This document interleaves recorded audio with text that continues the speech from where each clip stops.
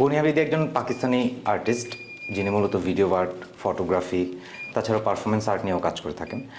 তার কাজের মধ্যে আমরা আসলে দক্ষিণ এশিয়ার সামাজিক বাস্তবতা, রাষ্ট্রীয় ক্ষমতা, সীমান্তের যেই অবকাঠামো, তার বিভিন্ন দিক দেখতে পাই।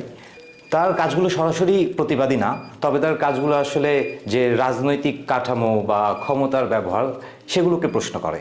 যেমন দ্য ডিস্টেন্স ফ্রম হিয়ার, তার একটি ভিডিও আর্ট, যেখানে আসলে তিনি ভিসা প্রক্রিয়ার যেই জটিলতা, তাকে সেই ব্যাপারটাকে একটা মানবিক দৃষ্টিকোণ থেকে ফুটিয়ে তোলার চেষ্টা করেছেন।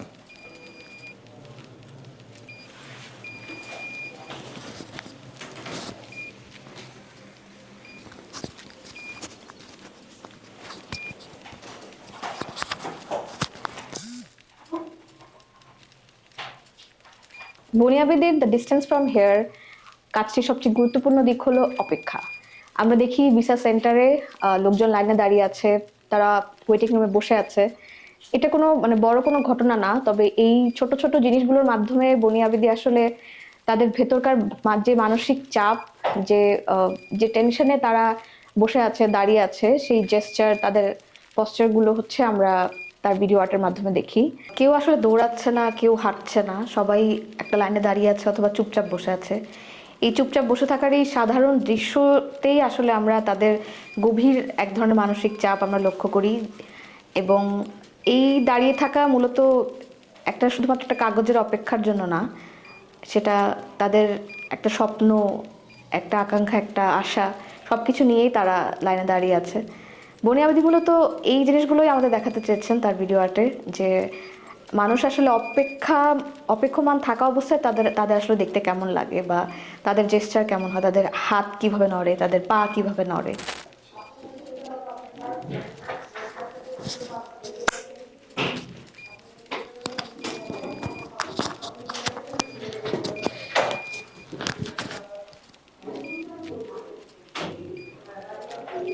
আমরা এই ভিডিও আর্টে দেখতে পাই মানুষের যে আশঙ্কা, মানুষের যে প্রত্যাশা, সেই সব এক জায়গায় মিলে। এবং আমরা দেখি তারা যখন ভিসা নিতে যায়, বিদেশ যাওয়ার প্রস্তুতি নেয়, তখন রাষ্ট্রীয় সকল নিয়মকানুন তাদের মেনে চলতে হয়।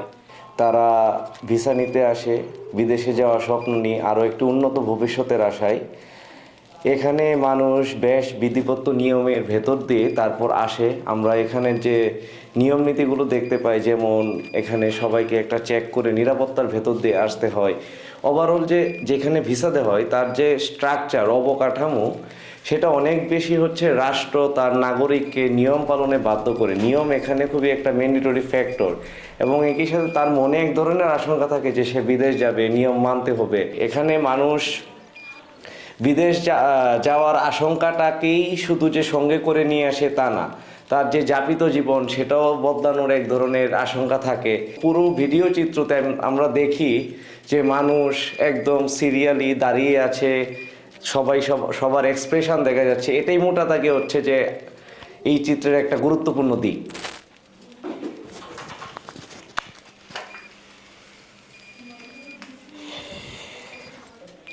এই অপেক্ষাকে ঘিরে একটি অর্থনীতিও তৈরি হয়েছে।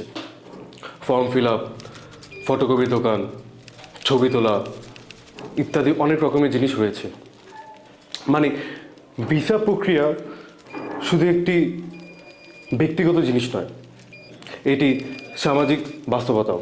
তবে এই সব জিনিসের মধ্যে একটি মানবিক দিক রয়েছে।